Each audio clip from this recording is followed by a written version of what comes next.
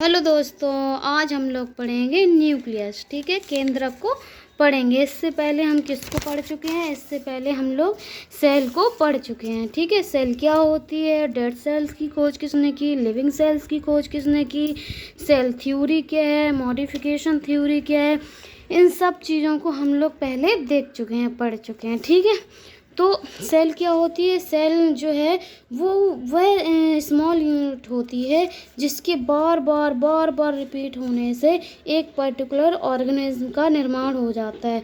ठीक है, like that, जैसे कि ह्यूमन मान लो। ठीक है, ह्यूमन मान लो यानी कि हम लोग। ठीक है, तो हम लोग का जो शरीर है वो अरबों खरबों जो सेल्स हैं उनसे बना हुआ है। सेल जो है उसका डिवीज़न कैसे होता है ये हम आगे देखेंगे।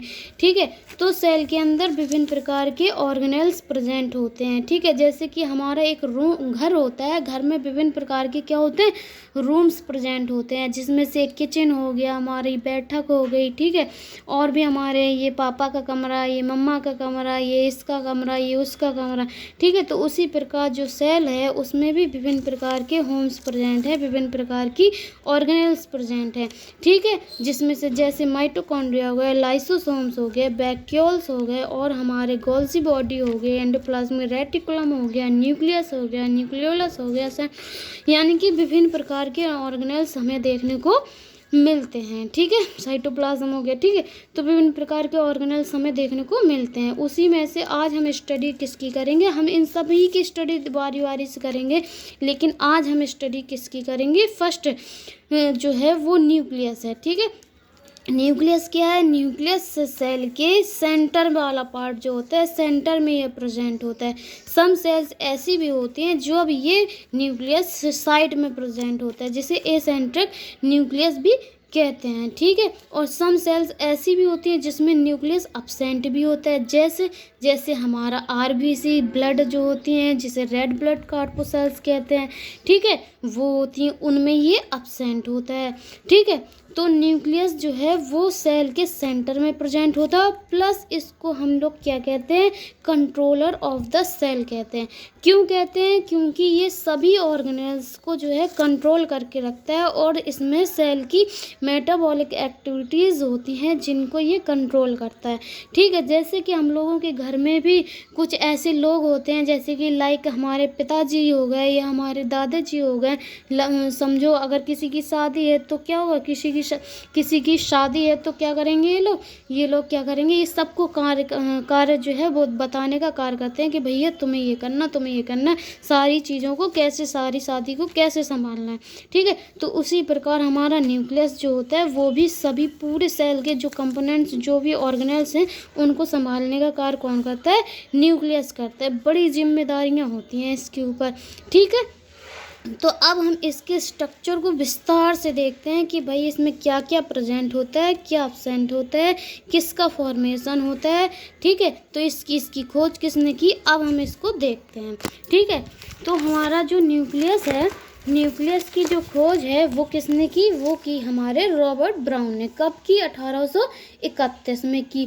इसकी स्टडी को, चूंकि हम लोग न्यूक्लियस को कैरियो भी कहते हैं, इसलिए इसकी स्टडी को हम लोग क्या कहते हैं? न्यूक्लियस जो है इसका इंग्लिश नेम है। ठीक है, कैरियो जो है इसका बॉटनिकल जो बायोलॉजिकल जो नेम है वो कैरियो, इसलिए इसको क्या कहते हैं अपन? कैरियोलॉजी कहते हैं। ठीक है, सेल के सेंटर में प्रेजेंट होता है, आरबीसी में अब्सेंट होता है। ठीक है, अब इसके फंक्शन की बात की जाए तो भैया ये सेल की ग्रोथ के लिए, हेरिडिटी के लिए, और सेल की जो भी मेटाबॉलिक एक्टिविटीज़ होती हैं उनको ये कंट्रोल करने का कार्य करता है, इसलिए तो इसको अपन क्या कहते हैं? सेल का कंट्रोलर भी कहते हैं। जेनेटिक मटेरियल इसमें प्रेजेंट होता है, सिलेक्टिवली परमेबल होता है। ये क्या चीज़ हम बोल रहे हैं, ये हम इसको स्ट्रक्चर को डिफाइन करेंगे तब बताएंगे। ठीक है, इसमें न्यूक्लियर मेम्ब्रेन प्रेजेंट होती है, जिसे हम न्यूक्लियर इन्वेलप या कैरियोथीका के नाम से भी जानते हैं। ये कितने प्रकार की होती है? ये 2 प्रकार की होती है। एक होती है आउटर मेम्ब्रेन, दूसरी होती है इनर मेम्ब्रेन, जिसे अपन एक्सटर्नल मेम्ब्रेन भी कह सकते हैं, आउटर मेम्ब्रेन को। ठीक है, जो इनर मेम्ब्रेन है इसमें nuclear lamina thin like structure होता है, उसे हम न्यूक्लियर लेमिना कहते हैं, जो कि सेल को क्या न्यूक्लियस को क्या करती है, मैकेनिकल सपोर्ट प्रोवाइड करती है। ठीक है, एक्स्ट्रा और इसमें जो हमारी आउटर मेम्ब्रेन होती है बाहर की तरफ, उसमें राइबोसोम जुड़े होते हैं और एंडोप्लाज्मिक रेटिकुलम जुड़ा होता है। ठीक है, तो ये क्या बोल रहे हैं हम अभी स्ट्रक्चर के माध्यम से समझेंगे, बहुत अच्छे तरीके से समझ में आएगा। इसमें न्यूक्लियर स्पेस प्रेजेंट होता है। ये न्यूक्लियर स्पेस कहाँ होता है, तो जब आउटर और इनर मेम्ब्रेन के बीच का जो स्थान होता है उसे अपन क्या कहते हैं, न्यूक्लियर स्पेस कहते हैं। न्यूक्लियर पोर क्या किसे कहते हैं, तो जो आउटर और इनर मेम्ब्रेन जहाँ पे फ्यूज होती है वहाँ पे बीच का जो स्थान होता है वहाँ पे छोटे छोटे छिद्र बन जाते हैं, उन्हें हम न्यूक्लियर पोर कहते हैं। ठीक है, ये वाली बात आ जाती है। ठीक है, अब आते हैं न्यूक्लियर प्लाज्म। न्यूक्लियर प्लाज्म में क्या होता है, आइए हम लोग इसको स्ट्रक्चर के माध्यम से समझ लेते हैं। ठीक है, तो हमने पढ़ा कि इसमें क्या होता है, फर्स्ट हमने कंपोनेंट्स पढ़ा कि इसमें आउटर मेम्ब्रेन और इनर मेम्ब्रेन, यानी कि इसमें मेम्ब्रेन जो होती हैं वो दो टाइप्स की होती हैं, दो प्रकार की होती हैं, इनर मेम्ब्रेन और आउटर मेम्ब्रेन। ठीक है, तो जो आउटर मेम्ब्रेन है इससे एंडोप्लाज्मिक रेटिकुलम जुड़ा होता है। रफ एंडोप्लाज्मिक, रफ क्यों कहते हैं, क्योंकि इसमें जो है ये आपको मटर के दाने के समान ये आपको छोटे छोटे पोर वो दिखाई दे रहे हैं, स्ट्रक्चर दिखाई दे रहे हैं, उसके मोती के तरीके, उसको क्या कहते हैं अपन, राइबोसोम्स कहते हैं। ये इससे अटैच रहते हैं, इसलिए ये खुरदरा हो जाते हैं, इसे रफ यानी कि रफ एंडोप्लाज्मिक रेटिकुलम कहते हैं। ठीक है, और कहीं कहीं पे इसमें डायरेक्ट जो राइबोसोम्स हैं वो अटैच रहते हैं। कहाँ पे रहते हैं, आउटर मेम्ब्रेन में। ठीक है, इनर मेम्ब्रेन ने हम लोग ने क्या पढ़ा कि इसमें आउटर एक न्यूक्लियर लेमिनी प्रेजेंट होती है, जो न्यूक्लियस है इसको मैकेनिकल सपोर्ट प्रोवाइड करती है।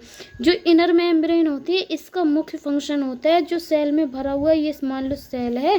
ठीक है, इसमें जो साइटोप्लाज्म है और न्यूक्लियस के अंदर भरा हुआ जो तरल है इसको न्यूक्लियर, क्योंकि सेल है तो सेल को साइटो बोलते हैं, तो साइटोप्लाज्म कहाँ होगा, सेल में। और न्यूक्लियस, चूंकि हम न्यूक्लियस को पढ़ रहे हैं तो न्यूक्लियस में भरा हुआ जो तरल पदार्थ है उसको क्या कहेंगे, न्यूक्लियर प्लाज्म कहेंगे। ठीक है, तो इन दोनों को सेपरेट करने का कार्य कौन करता है, इनर मेम्ब्रेन करती है। ठीक है, इतनी बात समझ में आई, आ गई। ठीक है, अब हम लोग पढ़ते हैं सेकंड स्ट्रक्चर न्यूक्लियर प्लाज्म को। न्यूक्लियर प्लाज्म को अगर अपन देखें तो ये हमारा न्यूक्लियर प्लाज्म है। ठीक है, न्यूक्लियर प्लाज्म को अगर हम स्ट्रक्चर देखें तो इसमें न्यूक्लियोलस और क्रोमैटिन प्रेजेंट होते हैं। ठीक है, तो ये हमारे जो थ्रेड लाइक स्ट्रक्चर देखने को मिल रहा है इसे अपन क्या कहते हैं, इसे अपन कहते हैं क्रोमैटिन। ठीक है, ये क्रोमैटिन जो होते हैं ये सेल डिवीज़न होती है, वहाँ पे ये एक निश्चित आकार निश्चित शेप लेने लगते हैं, जिसे अपन क्रोमोसोम्स कहने लगते हैं। किसे कहने लगते हैं, सेल डिवीज़न होता है, ये एक शेप लेने लगते हैं जिसे अपन क्रोमोसोम्स कहते हैं। क्रोमोसोम्स क्या होते हैं, क्रोमोसोम्स जो है वो डीएनए के बने होते हैं। डीएनए में जीन प्रेजेंट होते हैं और जीन से क्या होता है, जीन ही वो स्ट्रक्चर होता है जो अपनी पुरानी पीढ़ी से नई पीढ़ी में आते हैं। यानी कि सपोज दैट ये हो गई हमारी मम्मी और ये हो गए हमारे पापा, इन दोनों में जब फ्यूज़न हुआ तो हमारा निर्माण हुआ, हम फॉर्मेट हुए। ठीक है, तो इनके कुछ लक्षण जो है वो हमारे अंदर आ गए। तो वो लक्षण किसके द्वारा आए, कौन लेकर आया, तो उन्हें लेकर आए भैया जीन। जीन किस में प्रेजेंट थे, डीएनए में, डीएनए यानी कि क्रोमोसोम्स में। ठीक है, क्रोमोसोम्स जो कि क्रोमैटिक जब सेल डिवाइड नहीं करती है तो न्यूक्लियस में प्रेजेंट होते हैं, न्यूक्लियस के साइटोप्लाज्म में ऐसे ही पड़े रहते हैं थ्रेड लाइक स्ट्रक्चर। ठीक है, इस प्रकार से हमें देखने को मिलते हैं। हमारा सेकंड जो कंपोनेंट्स है वो है न्यूक्लियोलस। न्यूक्लियोलस कहाँ है स्ट्रक्चर में देखें तो ये रहा हमारा न्यूक्लियस, जो ये पिंक कलर का दिखाई दे रहा है। इसमें किसका फॉर्मेशन होता है, इसमें राइबोसोम्स का फॉर्मेशन होता है। राइबोसोम्स को अपन प्रोटीन की फैक्ट्री कहते हैं। ठीक है, फैक्ट्री क्यों कहते हैं, क्योंकि इसमें फॉर्मेशन होता है राइबोसोम्स का। अब राइबोसोम्स को भी एक नाम से जाना जाता है, राइबोसोम्स को अपन प्रोटीन की फैक्ट्री कहते हैं। क्यों, देखो न्यूक्लियोलस सबसे पहले आया अपना न्यूक्लियस। ठीक है, न्यूक्लियस आया, न्यूक्लियस में प्रेजेंट था अपना न्यूक्लियोलस। क्या प्रेजेंट था, न्यूक्लियोलस प्रेजेंट था। न्यूक्लियोलस को अपन ने क्या कहा, इसको कहा राइबोसोम्स की फैक्ट्री। क्या कहा, राइबोसोम्स की फैक्ट्री, क्योंकि इसमें राइबोसोम्स का फॉर्मेशन हुआ। अब राइबोसोम्स क्यों बनाए गए, ताकि प्रोटीन का फॉर्मेशन हो सके। तो प्रोटीन्स की फैक्ट्री को क्या कहेंगे?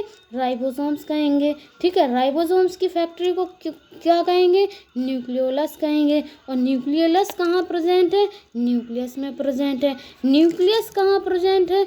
तो भैया न्यूक्लियस जो है वो सेल में प्रेजेंट है। ठीक है, इतनी चीज़ समझ में आई? आई होप आ गई होगी। ठीक है, हमने पढ़ा था कि न्यूक्लियो स्पेस, तो देखो दो आउटर मेम्ब्रेन के बीच में, एक आउटर मेम्ब्रेन एक ये इनर, जो ये ब्लू कलर की है ये इनर मेम्ब्रेन है और ये जो ब्राउन कलर की है ये हमारी आउटर मेम्ब्रेन। तो इन दोनों के बीच का जो स्पेस है इसे अपन न्यूक्लियो स्पेस कहते हैं। ठीक है, ये स्पेस होता है तभी तो ये दो पार्ट में डिवाइड होती है। ठीक है, अब न्यूक्लियो पोर्स की बारी आती है। तो न्यूक्लियो पोर्स देखो, आउटर मेम्ब्रेन इनर मेम्ब्रेन और दूसरी आउटर मेम्ब्रेन इनर मेम्ब्रेन, ये दोनों आपस में जहाँ फ्यूज होती हैं वहाँ पे ढेर सारे न्यूक्लियोपोर प्रेजेंट हो जाते हैं, बन जाते हैं, फॉर्मेशन हो जाता है। लगभग 3000 से 4000 पोर्स का फॉर्मेशन देखने को मिलता है, हो भी सकते हैं। ठीक है, ये वाली कहानी होती है। तो इनका वर्क क्या होता है भैया? इनका जो वर्क होता है, मान लो ये सेल है, सेल में प्रेजेंट है न्यूक्लियस। ठीक है, न्यूक्लियस में प्रेजेंट है अपने न्यूक्लियोपोर्स। तो जो सेल में भरा हुआ जो साइटोप्लाज्म है, इससे जो कंपोनेंट्स हैं वो इसमें जाने हैं। ठीक है, और अदर कंपोनेंट्स भी तो हैं जिनकी इन्हें कोई आवश्यकता नहीं है हमारे न्यूक्लियोप्लाज्म को। ठीक है, तो जब इन्हें कोई या फिर हमारे न्यूक्लियोलस को आवश्यकता नहीं है। ठीक है, तो जब हमें इनकी इसमें भरे हुए जो अदर कंपोनेंट्स हैं उनकी ज़रूरत नहीं है तो भैया हम अंदर क्यों आने दें? तो यही जो वर्क है ये कौन करता है? न्यूक्लियोपोर करते हैं। यानी कि ये गार्ड है, मान लो। ठीक है, ये कोई फैक्ट्री है। ठीक है, ये गार्ड हैं, तो ये बाहर लगे रहते हैं भैया, किसको अंदर जाना है किसको नहीं जाने देना है, ये कार्य कौन करता है? न्यूक्लियोपोर्स करते हैं। ठीक है, तो ये वाली कहानी हम लोग को देखने को मिलती है। आप लोगों को समझ में आया? और जो हमारा न्यूक्लियोलस है उसकी खोज किसने की थी? उसकी खोज फोंटाना ने की थी। आइए हम लोग यहाँ पे थोड़ा सा देख लेते हैं। तो जो न्यूक्लियोलस है इसकी खोज हमारे फोंटाना ने की थी। ठीक है, 1781 में की थी। वोमेन ने इसको 1840 में नाम दिया था। न्यूक्लियोलस जो है उसमें राइबोसोम्स का फॉर्मेशन होता है, आरएनए का फॉर्मेशन होता है। इसको क्या कहते हैं? राइबोसोम्स की फैक्ट्री कहते हैं, क्योंकि राइबोसोम्स का फॉर्मेशन हुआ। राइबोसोम्स किसका फॉर्मेशन करेगा? प्रोटीन्स का फॉर्मेशन करेगा। ठीक है, प्रोटीन्स की फैक्ट्री कहलाती है राइबोसोम्स। न्यूक्लियस में, हाँ, न्यूक्लियस में जो ये हमारा न्यूक्लियोलस है इसमें क्या एब्सेंट होती है? इसमें कोई भी मेम्ब्रेन, जैसे यहाँ पे मेम्ब्रेन देखने को मिल रही है, इसमें मेम्ब्रेन नहीं होती है। ठीक है, ये ऐसे ही उसमें क्या कहते हैं? न्यूक्लियोप्लाज्म में पड़ा हुआ होता है। ठीक है, और फॉर्मेशन किसका करता है? हमारे राइबोसोम्स का। अब देखो ये जो न्यूक्लियोपोर हैं इन्हीं के माध्यम से जो यहाँ पे राइबोसोम्स का फॉर्मेशन हुआ है वो कहाँ से जाएंगे? यहाँ से तो जाएंगे नहीं, तो ये जो छिद्र हैं इन्हीं से बाहर आएंगे। तो ये देखो हमारे एंडोप्लाज्मिक रेटिकुलम से चिपक गए और ये आउटर मेम्ब्रेन से जाके चिपक गए। ठीक है, और सेल के बाहर क्या भरा हुआ है? ये पूरा साइटोप्लाज्म भरा हुआ है बाहर। ठीक है, सेल में मतलब। ठीक है, न्यूक्लियोप्लाज्म में हमारा न्यूक्लियोप्लाज्म भरा हुआ है न्यूक्लियस में। ठीक है, ये वाली कहानी आती है। ठीक है, ये चीज़ समझ में आई। अब न्यूक्लियोप्लाज्म देखो, न्यूक्लियोप्लाज्म में क्या प्रेजेंट है भैया? ये तुम्हारे जो क्रोमैटिन है वो प्रेजेंट है। ठीक है, और हमारे एंजाइम, उसमें एंजाइम प्रेजेंट होते हैं। क्यों? क्योंकि भाई सेल की जो भी मेटाबॉलिज्म एक्टिविटी कब होती है? जब हमारे एंजाइम प्रेजेंट होते हैं। तो यहाँ पे एंजाइम भी प्रेजेंट होते हैं जो, ठीक है, मेटाबॉलिक एक्टिविटीज़ के लिए रिस्पॉन्सिबल होते हैं। ठीक है, तो ये सारी कहानी आपको देखने को। अब ये स्ट्रक्चर देख लो भाई कि न्यूक्लियो में जो हमारे कंपोनेंट्स होते हैं न्यूक्लियस में वो दो हो गए सबसे पहले। ठीक है, न्यूक्लियर मेम्ब्रेन दो प्रकार की हो गई, जिसमें आउटर मेम्ब्रेन में राइबोसोम्स और एंडोप्लाज्मिक रेटिकुलम। ये देखो एंडोप्लाज्मिक रेटिकुलम और हमारे राइबोसोम्स। ठीक है, यहाँ पे भरा हुआ है हमारा न्यूक्लियोप्लाज्म। न्यूक्लियोप्लाज्म में दो स्ट्रक्चर देखने को मिलते हैं, एक हमारे ये क्रोमैटिन जो धागे नुमा स्ट्रक्चर बड़े हुए हैं, दूसरा हमारा न्यूक्लियोलस। ठीक है, न्यूक्लियोलस में राइबोसोम्स का फॉर्मेशन होता है। राइबोसोम्स जो है हमारे प्रोटीन बनाते हैं, और जो क्रोमैटिन होते हैं वो किसका फॉर्मेशन, मतलब जब ये एक शेप ले लेते हैं तो इसे क्रोमोसोम्स कहते हैं। क्रोमोसोम्स आगे चलकर जो है वो एक पीढ़ी से दूसरी पीढ़ी में जाते हैं।